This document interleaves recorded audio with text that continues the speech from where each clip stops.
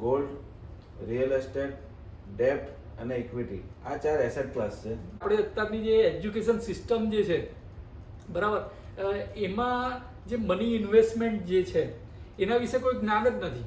તમને મેથ્સ શીખવાડે, તમને સાયન્સ શીખવાડે, પણ જે આખા જીવનની આપણી સૌથી જરૂરી વસ્તુ છે મની, એના પર કોઈ નોલેજ જ નથી હોતું. નમસ્કાર દોસ્તો, આપ સૌનું સ્વાગત છે આજના નવા વિડીયોમાં. આજે તારીખ છે 11 સપ્ટેમ્બર 2021 અને ટાઇટલ અને થંબનેલ જોઈને તમને ખ્યાલ આવી ગયો હશે કે આજે વાત કરીશું આપણે પૈસાની. અને આજે મારી સાથે ફ્રેમમાં છે શ્રી કમલેશભાઈ શાહ, જે અમારું જે અહીંયા ગ્રુપ જે છે એમાં ફાઇનાન્શિયલનું સૌથી વધારે નોલેજ જણાવે છે. અને મેં તમને જે નામ એમનું કીધું કમલેશભાઈ શાહ, એટલે જે આપણે ગુજરાતમાં શાહ કોમ્યુનિટી જે છે ને એમને આપણે એવી રીતે ઓળખીએ કે એમને થોડું પૈસાનું વધારે નોલેજ હોય, બરાબર. તો આજે આપણે મની અને મની ઇન્વેસ્ટમેન્ટ વિશે ડિસ્કસ કરીશું કમલેશભાઈ શાહ સાથે. અને એમના જે 15 થી 20 વર્ષનો જે એમનો અનુભવ છે એ આપણે 20-25 મિનિટમાં એમની પાસેથી શીખીશું. તો આજે આપણે જે છે ફાઇનાન્શિયલની મોટાભાગના દરેક જે એસેટ ક્લાસો હોય છે એના વિશે વાત કરીશું, જેમ કે એફડી હોય છે, ગોલ્ડ હોય છે, મ્યુચ્યુઅલ ફંડ, સ્ટોક એક્સચેન્જ અને નાની મોટી રિયલ એસ્ટેટ વિશે પણ વાત કરીશું. તો આપણે સ્વાગત કરીએ છીએ શ્રી કમલેશભાઈ શાહનું આપણી યુટ્યુબ ચેનલ પર. Welcome Kamleshbhai Shah. Thank you Rakeshbhai. તો સૌથી પહેલાં કમલેશભાઈ એમનો ટૂંકો પરિચય આપશે અને પછી આપણે આગળનું ડિસ્કશન ચાલુ કરીશું. હા, તો રાકેશભાઈ, તમે જેમ કીધું એમ મારી ફર્મનું નામ છે મનન ઇન્વેસ્ટમેન્ટ અને અમે 2004થી મ્યુચ્યુઅલ ફંડ ઇન્ડસ્ટ્રીમાં ફાઇનાન્શિયલ એડવાઇઝરી તરીકે ઇન્વેસ્ટમેન્ટ એડવાઇઝર અને ફાઇનાન્શિયલ ગોલ્સ ઇન્વેસ્ટરને કઈ રીતે અચીવ કરવા એ ફિલ્ડમાં છે. એટલે ઓલમોસ્ટ 17 વર્ષનો મારો એક્સપિરિયન્સ છે. અને 17 વર્ષના અનુભવ પછી માણસ જ્યારે પૈસા કઈ રીતે ઇન્વેસ્ટ કરવા, કઈ રીતે એમાં ગ્રોથ લાવવો, આપણે હંમેશા પૈસાને તરીકે પૈસા માટે જ કામ કરીએ છીએ.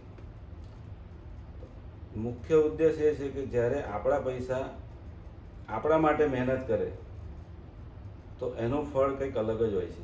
એટલે આપણે જ્યારે સૂતા હોઈએ ત્યારે પણ આપણા પૈસા આપણા માટે કામ કરતા હોય. બરાબર છે.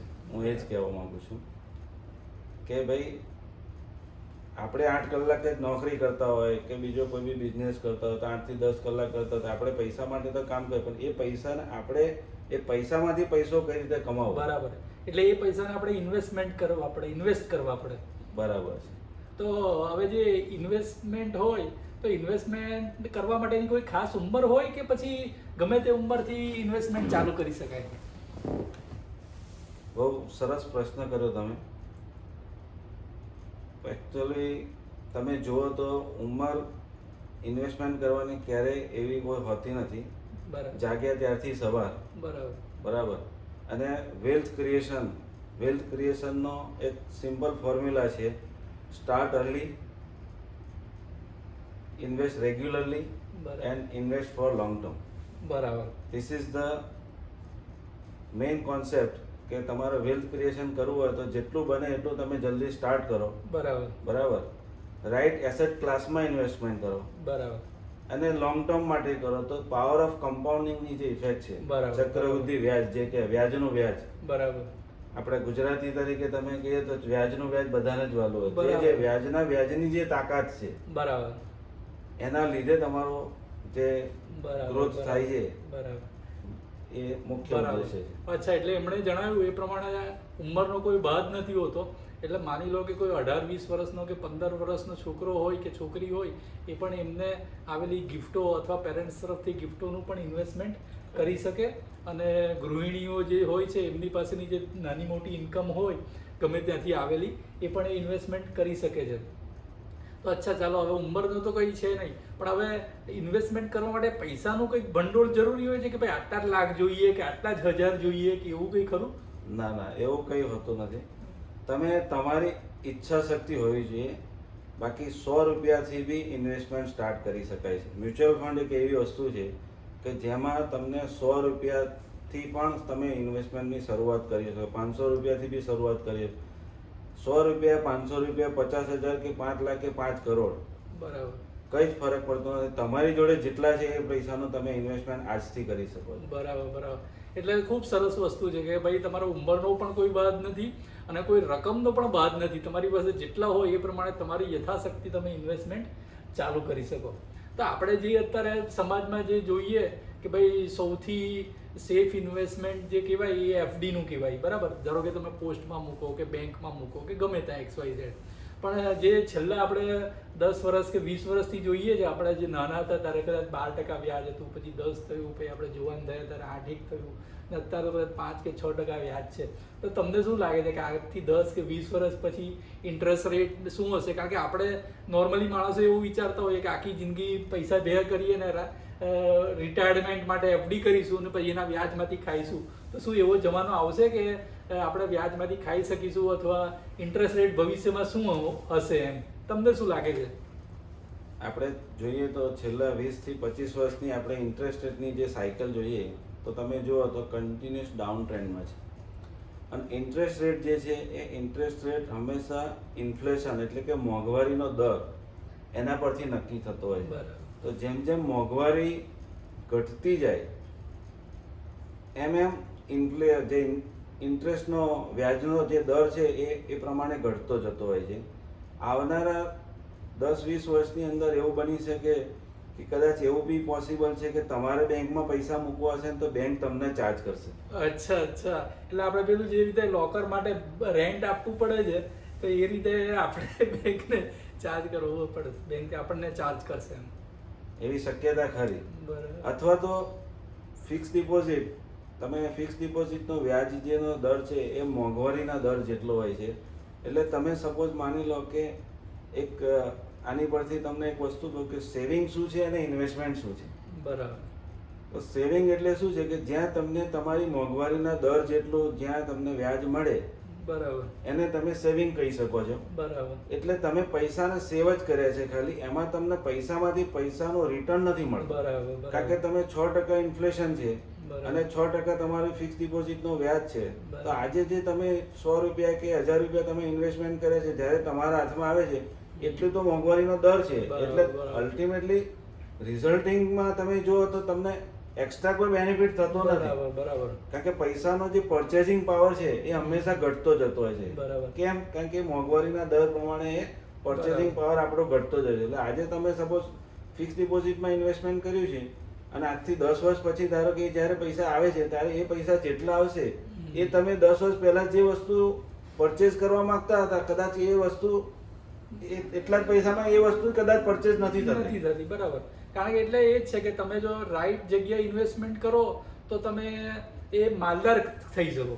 મતલબમાં તમારું જે ઇન્ફ્લેશન જે છે એના કરતાં વધારે તમે રિટર્ન ગેઇન કરી શકો અને એ અર્થમાં કહીએ તો આપણે માણસ માલદાર બની શકે એમ. કારણ કે જો ઇન્ફ્લેશન જેટલો જ રેટ એને મળે તો એને કંઈ મોટો ફાયદો નથી થતો હોતો. એટલે ઇન્વેસ્ટમેન્ટ આપણે રાઈટ એસેટ ક્લાસ કેમ કીધું કે ભાઈ રાઈટ એસેટ ક્લાસની અંદર તમે ઇન્વેસ્ટમેન્ટ કરો જ્યાં તમને મોંઘવારી કરતાં વધારે રિટર્ન મળી શકે અને જે એક્સેસ રિટર્ન મળે છે ધેટ ઇઝ અવર પ્રોફિટ. બરાબર. અને આજે આજકાલ શું છે કે દરેક વ્યક્તિ હોય કોઈ પણ એ બધાને માલદાર બનવું હોય, બરાબર. તો એટલે માલદાર એટલે એની વ્યાખ્યા હું મારા અર્થમાં કહું તો એવી કે ભાઈ તમને જે તમારો રોજિંદો ખર્ચો હોય જે મહિનાનો જો એ પૂરો કરવા માટે જો તમારે કમાવા નહીં જવું પડે તો એના અર્થમાં તમે માલદાર થઈ ગયા એમ. કારણ કે આ માલદારની તો કોઈ કંઈ એક એક્ઝેક્ટ વ્યાખ્યા નથી હોતી કે તમારી પાસે કેટલા પૈસા હોય ત્યારે તમે માલદાર થયા કેવા હો.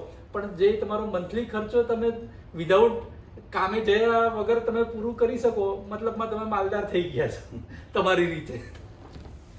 કામ કરવાનું તો કેવું છે કે રાકેશભાઈ હા. કે કામ કરવાની ઉંમર ક્યારેય પૂરી થતી નથી. બરાબર છે. દરેકની એવી ઈચ્છા હોય કે હું કામે ના જાઉં અને મને પૈસા મળે. બરાબર. બરાબર. તો એના માટે આપણે શું કરવું પડે કે આપણા જે અમુક ગોલ્સ છે બરાબર. બરાબર આપણે ધ્યેય નક્કી કરો, ફાઇનાન્શિયલ ધ્યેય દરેકની લાઈફમાં બરાબર. તમે જુઓ કે ફાઇનાન્શિયલ પ્લાનિંગ બરાબર.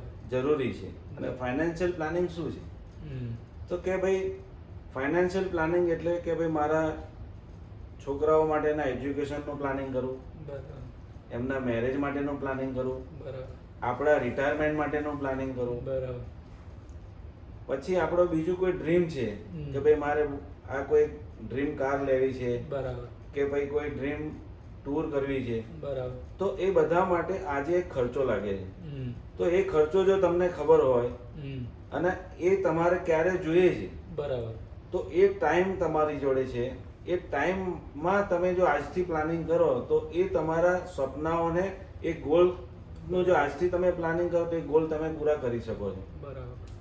તો હવે જે ઘણી વખત આપણે જોતા હોઈએ કે ભાઈ ઇન્વેસ્ટમેન્ટમાં ડાયવર્સિફિકેશન હોવું જોઈએ, બરાબર, તો એ ડાયવર્સિફિકેશન વિશે અમારા દર્શકોને જણાવો કે માની લો કે સૌથી પહેલાં આપણે એફડીની વાત કરીએ, ભલે એમાં થોડું ઇન્ટરેસ્ટ રેટ ઓછો હોય છે, પણ as a part of diversification આપણે કેટલા એમાં મૂકવા જોઈએ અને કઈ રીતે, મતલબમાં એવું કંઈક ખરું? ફિક્સ ડિપોઝિટ એક એવી વસ્તુ છે કે એ બહુ શોર્ટ ટર્મની અંદર તમને ઓફર થતું હોય છે. કોઈ 1 વર્ષની ફિક્સ ડિપોઝિટ છે, 2 વર્ષની ફિક્સ ડિપોઝિટ છે, 3 વર્ષની ફિક્સ ડિપોઝિટ છે.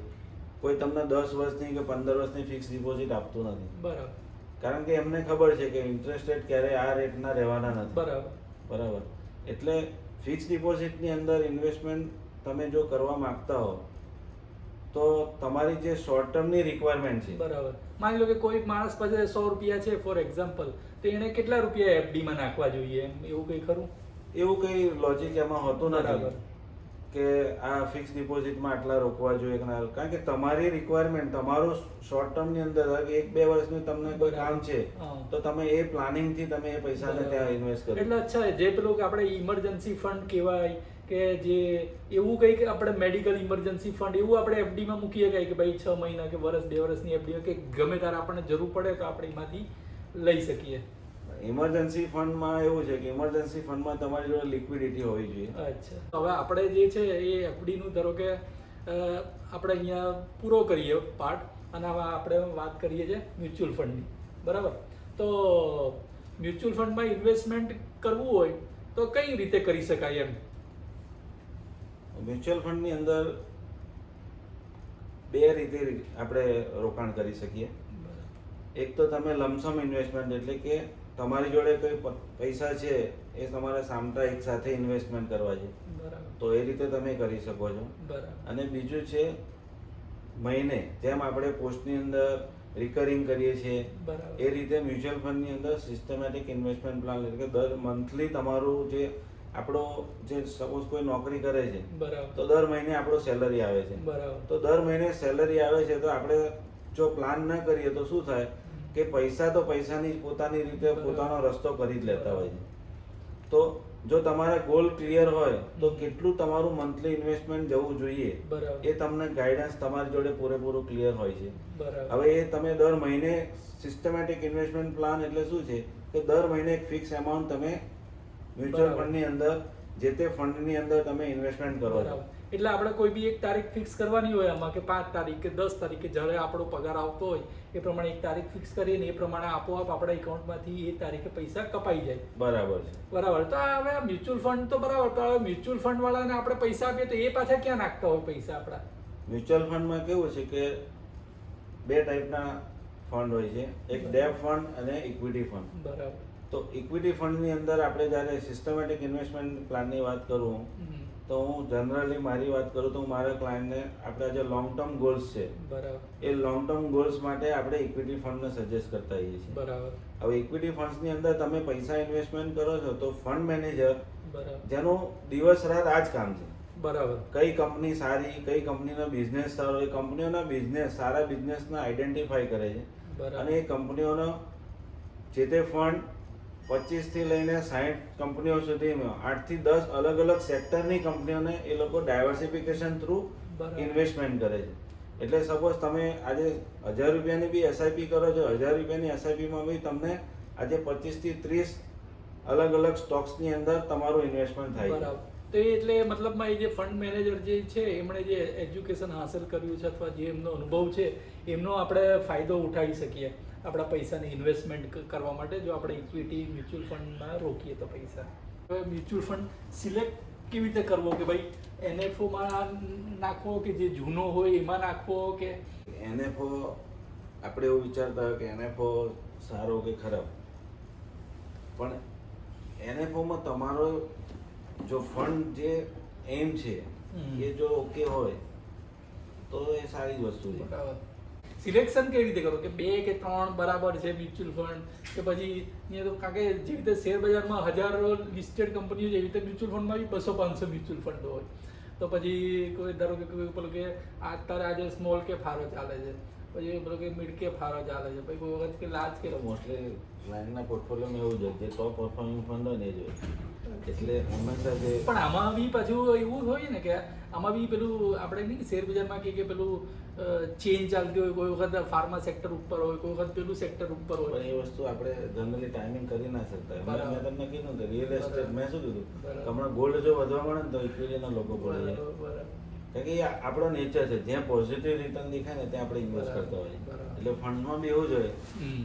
પેલા વેલ્યુ રિસર્ચમાં કે હા, મની કંટ્રોલમાં મને- નાખે ટોપ પરફોર્મિંગ ફંડ. હા. હવે ટોપ પરફોર્મિંગ ફંડ એ વખતે તમે જુઓ તો એક જ ટાઈપના હોય. અચ્છા. એટલે એ માણસ એમાં નાખે ને એ પછી માને 6 નહીં મહિના કરે. રહીને જોઈએ તો- પછીના વર્ષે ધારો કે જો તે બોટમમાં હોય, કારણ કે એ તો એને જ રિટર્ન આપી દીધું હોય.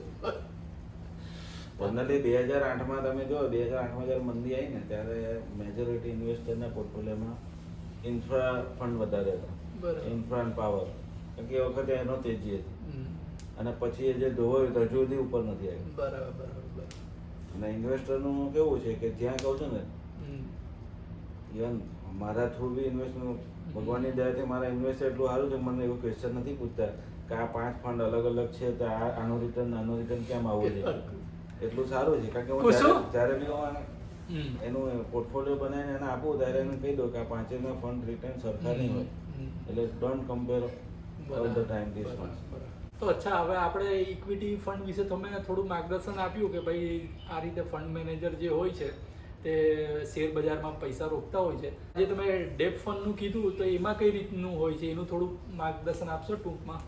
ડેટ ફંડની અંદર એ લોકો શું છે કે ફંડ મેનેજર શું કામ કરતા હોય છે કે જે ગવર્મેન્ટના બોન્ડ્સ છે, મની માર્કેટ ઇન્સ્ટ્રુમેન્ટ્સ છે, પ્રાઇવેટ કંપનીઝના જે NCDs કે એ રીતે અલગ અલગ ફિક્સ ઇન્કમ સિક્યોરિટીઝ છે, એમાં એ લોકોનું ઇન્વેસ્ટમેન્ટ હોય છે, જેમાં આપણને ફિક્સ ડિપોઝિટ કરતાં 1.5 થી 2% જેવો ડિફરન્સ જનરલી પડતો હોય છે.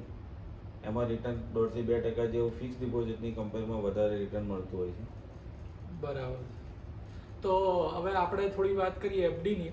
હવે આ મ્યુચ્યુઅલ ફંડમાં તો ઘણા બધા મ્યુચ્યુઅલ ફંડ હોય, તો ધારો કે આપણે મ્યુચ્યુઅલ ફંડને લેવાનું વિચારીએ તો તમને શું લાગે છે કે કેટલા મ્યુચ્યુઅલ ફંડ આપણે લેવા જોઈએ? 2 કે 5 કે 10 કે એવો કોઈ આંકડો ફિક્સ હોય છે કે કેટલા મ્યુચ્યુઅલ ફંડમાં આપણે પૈસા રોકવા?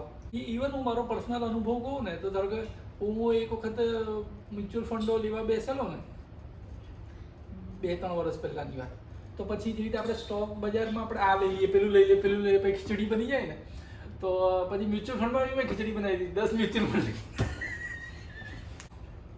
આમ તો એવું કંઈ ફિક્સ નથી હોતું કે તમારા પોર્ટફોલિયોની અંદર તમે જુઓ તો હંમેશા ટોપ પરફોર્મિંગ ફંડ્સ તમારા પોર્ટફોલિયો, દરેકની એવી ઈચ્છા હોય કે ભાઈ ટોપ પરફોર્મિંગ ફંડ જ મારા પોર્ટફોલિયોમાં હોવા જોઈએ. બરાબર.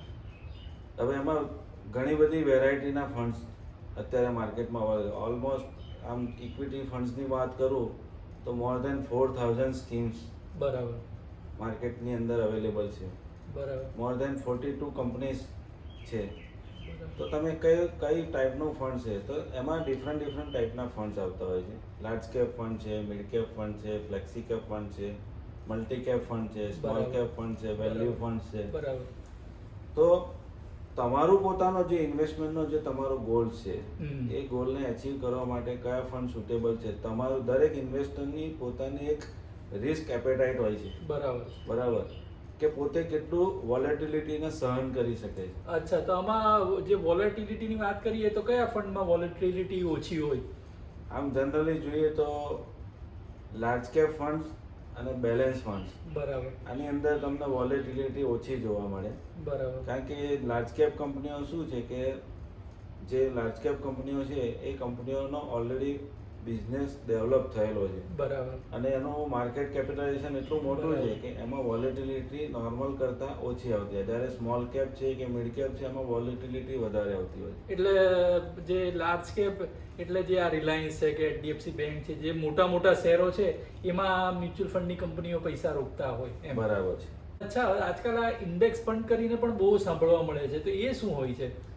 ઇન્ડેક્સ ફંડમાં શું છે કે ઇન્ડેક્સ ફંડમાં ધારો કે આ જે ઇન્ડેક્સ છે એ ઇન્ડેક્સ 30 કંપનીઓનો બનેલો છે. બરાબર. સેન્સેક્સની જે આપણે વાત કરીએ બરાબર. તો બે ટાઈપના આપણા ત્યાં ઇન્ડેક્સ છે. બરાબર. એક છે સેન્સેક્સ જેમાં બરાબર. 30 કંપનીઓ છે બરાબર. અને બીજો છે આપણો નિફ્ટી બરાબર. જેની અંદર 50 કંપનીઓનું એમાં માર્કેટ બરાબર. કેપિટલાઇઝેશનથી બને છે.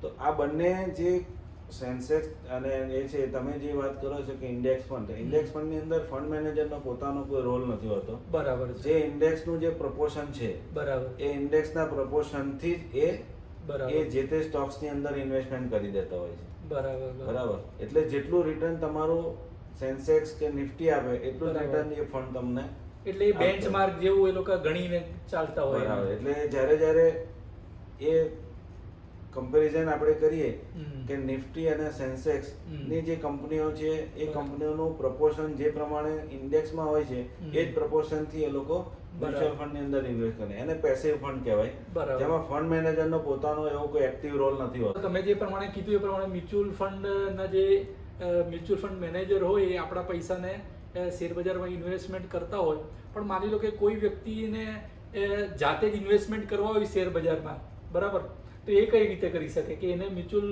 ફંડના જે ફંડ મેનેજર છે એની સહાય નથી લેવી અને જાતે જ ઇન્વેસ્ટમેન્ટ કરવું છે, તો એને કઈ રીતે કરી શકાય?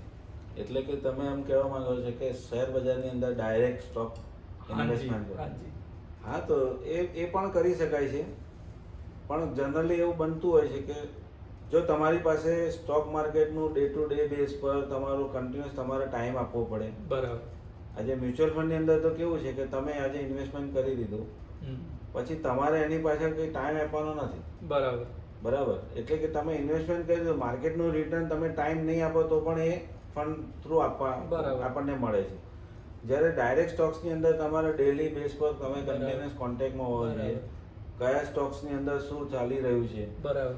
કયો સ્ટોક અત્યારે લેવા જેવો છે, કયો ભવિષ્યમાં શું થશે, બરાબર. તો એ જો તમને નોલેજ હોય તો તમે એ પણ કરી શકો છો. અચ્છા, મતલબમાં જે આપણા જેવા નોકરી કરતા લોકો હોય છે એમની પાસે ટાઈમની અછત હોય છે, એટલે એ લોકો રેગ્યુલરલી માર્કેટને વોચ નથી કરી શકતા હોય, તો એવા લોકો માટે જે મ્યુચ્યુઅલ ફંડ જે છે એ વધારે સારો વિકલ્પ કહી શકાય. આજે શેર બજારમાં ધારો કે કોઈને ઇન્વેસ્ટમેન્ટ કરવું હોય તો તમારા કોઈ 5 પસંદીદા સ્ટોક અમારા દર્શકોને આપો કે જે તમને એવું લાગતું હોય કે એ વધારે સારા છે. રાકેશભાઈ, સાચી વાત કહું તો હું પોતે સ્ટોક એડવાઇઝર નથી. બરાબર. બરાબર. બરાબર. હું આજે ઇન્વેસ્ટમેન્ટ એડવાઇઝર છું. બરાબર.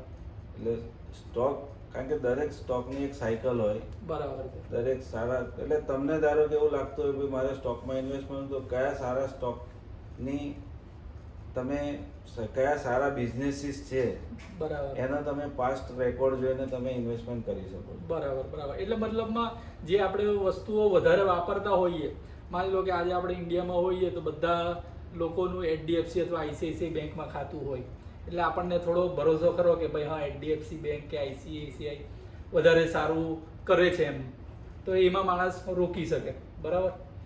અથવા તો પછી જે વસ્તુઓ વાપરતા હોય, ધારો કે આપણે મેગી છે કે સોસ છે કે સાબુ છે, શેમ્પુ છે, બધું આ ધારો કે આઈટીસી કે એચયુએલ કંપનીનું. હવે આજે એક વસ્તુ તમને કહી દઉં કે મ્યુચ્યુઅલ ફંડ અને સ્ટોક માર્કેટની વાત કરી રાકેશભાઈ, તો મ્યુચ્યુઅલ ફંડ આજે નેસ્લેનો સ્ટોક તમે જુઓ તો આજે 19,000 20,000 રૂપિયાનો ભાવ છે. બરાબર. બરાબર. એટલે એક શેર બી લેવો હોય તો તમારે 20,000 રૂપિયા જોઈએ. અચ્છા. બરાબર. તો એ 20,000 રૂપિયામાં તમે સપોઝ 20,000 રૂપિયા મ્યુચ્યુઅલ ફંડમાં ઇન્વેસ્ટમેન્ટ કરો તો તમારી જોડે 25 થી 30 કંપનીઓનો પોર્ટફોલિયો મળે છે. એટલે ડાયવર્સિફિકેશન. ફંડ મેનેજર શું કરે છે કે એ જે સારા બિઝનેસીસ છે એમાં જે ઇન્વેસ્ટમેન્ટ કરતો હોય છે. બરાબર છે. એટલે જો તમારી જોડે એક કે બે સ્ટોકની અંદર તમારે ઇન્વેસ્ટમેન્ટ કરવા પૂરતું તમે એ વસ્તુનો તમે ઓવરઓલ પોર્ટફોલિયો તમે બનાવવા જાઓ તો એની સામે તમારે ઇન્વેસ્ટમેન્ટની એમાઉન્ટ બહુ મોટી થઈ જાય છે. બરાબર છે, બરાબર છે. તો એ જ કામ તમારે ધારો કે તમારા ઓછા પૈસામાં તમને જો વધારે સારી રીતે મળતું હોય, એટલા માટે હું તમારા દર્શક મિત્રોને હું એટલું જ સલાહ આપી શકું કે એના કરતાં મ્યુચ્યુઅલ ફંડની અંદર ઇન્વેસ્ટમેન્ટ કરવું વધારે સારું. બરાબર છે, કારણ કે આપણે એકચ્યુઅલમાં નોકરી કરીએ છીએ અને આપણી પાસે એટલો બધો ટાઈમ નથી, આપણે એક ક્ષેત્રનું વધારે જ્ઞાન ધરાવતા નથી, તો બહેતર જે છે કે જે એક્સપર્ટ છે એની સલાહ મુજબ કામ કરીએ અને એ જ આપણા પૈસા રોકે અને આપણને એનું વળતર મળે. કારણ કે આમાં શું છે, ડાયરેક્ટ સ્ટોક માર્કેટમાં આપણે ઇન્વેસ્ટમેન્ટ કરીએ તો ઘણી વખત આપણી મૂડી પણ ધોવાઈ જતી હોય છે. કારણ કે આપણે નોર્મલી જોયું હોય છે, મેં પણ જોયું છે કે જે સ્ટોક લઈએ ને તો બીજા દિવસથી એ સ્ટોક ડાઉન જવાનું ચાલુ થઈ જાય. હા, એટલે સ્ટોક માર્કેટની અંદર બે વસ્તુ છે કે સ્ટોક ઇન્વેસ્ટિંગ અને સ્ટોક ટ્રેડિંગ. બરાબર. તો ટ્રેડિંગની અંદર કેવું છે કે તમારે ડે ટુ ડે બેઝ પર તમારે કન્ટિન્યુઅસ એને જોડે વોચ રાખવું પડે, કન્ટિન્યુઅસ ટાઈમ આપવો પડે. બરાબર. અને આપણે જો એને ટાઈમ ના આપી શકતા હોય તો ત્યાં આપણે પછી ફ્રૂટફુલ રીતે આપણને એમાં ફાયદો થતો નથી અને છેલ્લે ઇન્વેસ્ટર હંમેશા લોસ કરતો હોય છે. અચ્છા, એટલે જે કમલેશભાઈ જે વાત કરી ટ્રેડિંગ અને ઇન્વેસ્ટમેન્ટની, તો હવે ટ્રેડિંગ એટલે જે રોજે રોજ આપણે આજે લઈને આજે જ વેચી દીધું ને આજે વેચીને આજે જ લઈ લીધું, એને કંઈક ટ્રેડિંગ કહેવાય. અને ઇન્વેસ્ટમેન્ટ એટલે આપણે જે લોંગ ટર્મ રવા રાખીએ 5-10 વર્ષ કે 25 વર્ષ એ રીતે. હવે ટ્રેડિંગની વાત કરીએ ને તો મને મારો એક બહુ જૂનો કિસ્સો યાદ આવે છે 2000 કે 2001નો, કે ત્યારે મેં નવી નોકરી ચાલુ કરેલી અને મારી સાથે એક કલીગ હતા ચિરાગ પારેખ કરીને. તો એ શેરબજારનો એમને ઇન્ટરેસ્ટ ખરો, એટલે એમ કે એ પણ ટ્રેડિંગ કરવા જાય. બરાબર. એટલે એક વખત મને પણ લઈ ગયા. એ વખતે મારી પાસે ડીમેટ એકાઉન્ટ કે કંઈ જ નહીં, ભગવાન જાણે એમણે કઈ રીતે શેરબજારની ઓફિસમાં લઈ ગયા અને આ લઈ લેવાનું, પેલું વેચી દેવાનું. એમાં મારા એક જ દિવસમાં 2-3 હજાર રૂપિયા, એ ટાઈમે તો 2-3 હજારની બહુ વેલ્યુ, તો 2-3 હજાર રૂપિયા મારા ટ્રેડિંગમાં જતા રહ્યા હતા. એટલે આમાં શું છે કે શેર બજારમાં તમારે નોલેજ બહુ જરૂરી છે. તો સૌથી પહેલાં આપણે વાત કરીએ એફડીની, પછી થોડી ઘણી વાત કરીએ મ્યુચ્યુઅલ ફંડની, પછી શેર બજારની અને હવે વાત કરીશું ગોલ્ડની. તો હવે ગોલ્ડમાં કઈ રીતે ઇન્વેસ્ટમેન્ટ કરી શકાય? આપણો જે ટ્રેડિશનલ પદ્ધતિ પ્રમાણે જોઈએ તો આપણે હંમેશા ફિઝિકલ ગોલ્ડ લેતા આવીએ છીએ. બરાબર. જ્વેલર્સની દુકાને જઈએ અને આપણે સોનું લઈએ, દાગીના લઈએ, તો એને આપણે ઇન્વેસ્ટમેન્ટ તરીકે ગણાવતા આવીએ છીએ, પણ ખરેખર એ સાચી રીત નથી. બરાબર. જો તમારે ગોલ્ડની અંદર ઇન્વેસ્ટમેન્ટ કરવું છે તો કારણ કે એની અંદર તમારે મેકિંગ ચાર્જીસ લાગે છે. બરાબર. પછી ગવર્મેન્ટના ટેક્સ લાગે. તમે જ્યારે વેચવા જાઓ ત્યારે તમારો પાછો એની અંદર પ્યોરિટીનો ઇસ્યુ આવે. એકદમ સાચું. બરાબર. પછી તમે જુઓ તો તમે જ્યારે વેચવા જાઓ ત્યારે એને પહેલા ઓગાળીને લાવો, પછી એનો પ્યોરિટી થાય ને એ પ્રમાણે તમને પૈસા મળતા હોય. એટલે એની અંદર આપણને, જો તમે ખરેખર ઇન્વેસ્ટમેન્ટ માટે ગોલ્ડ લેતા હો તો એ એક સાચો રસ્તો નથી.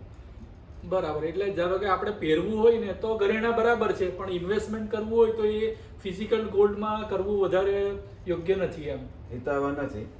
એના કરતાં તમે ગોલ્ડ ફંડ છે. બરાબર. પછી તમે જુઓ તો ગોલ્ડ ETF છે. બરાબર. પછી તમે જુઓ તો હવે ગવર્મેન્ટે તો એટલી સારી વ્યવસ્થા કરી છે કે સોવરેન ગોલ્ડ ફંડ. બરાબર.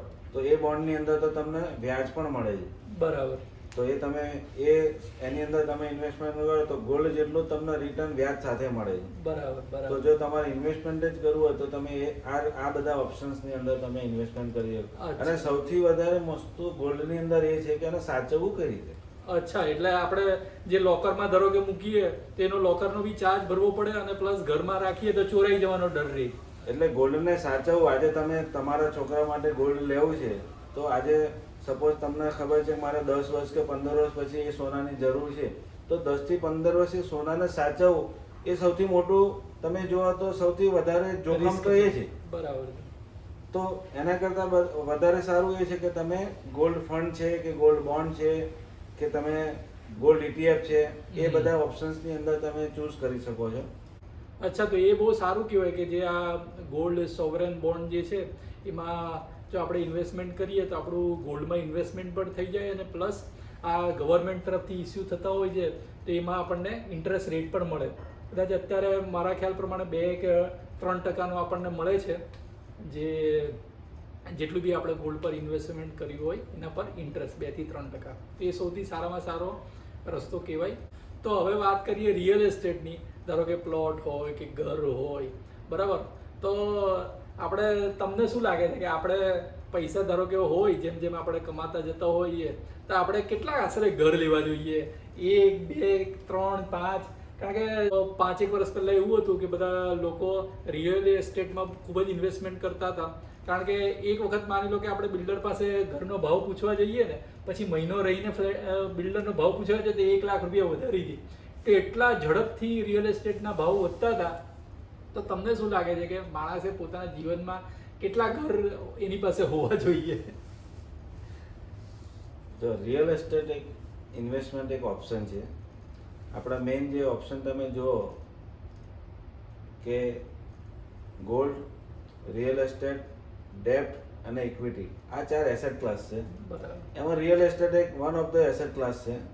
રિયલ એસ્ટેટમાં તમારે જો ઇન્વેસ્ટમેન્ટ કરવું હોય તો પહેલાં તો સૌથી બહુ મોટું ઇન્વેસ્ટમેન્ટ એમાઉન્ટ જોઈએ. આજે બહુ મોટી રકમ તમારી જોડે હોય ત્યારે તમે રિયલ એસ્ટેટની અંદર ઇન્વેસ્ટમેન્ટ કરી શકો. એકદમ સાચું. એટલે જો તમારા ફાઇનાન્શિયલ ગોલ્સની અંદર જો તમારા બીજા બધા ડ્રીમ્સ પૂરા થઈ જતા હોય ને પછી જો સરપ્લસ તમારી જોડે એમાઉન્ટ હોય, બરાબર, તો રિયલ એસ્ટેટમાં રોકાણ કરવું જોઈએ. રિયલ એસ્ટેટમાં સૌથી અગત્યની વાત એ છે કે એમાં લિક્વિડિટી નથી હોતી. એકદમ સાચું.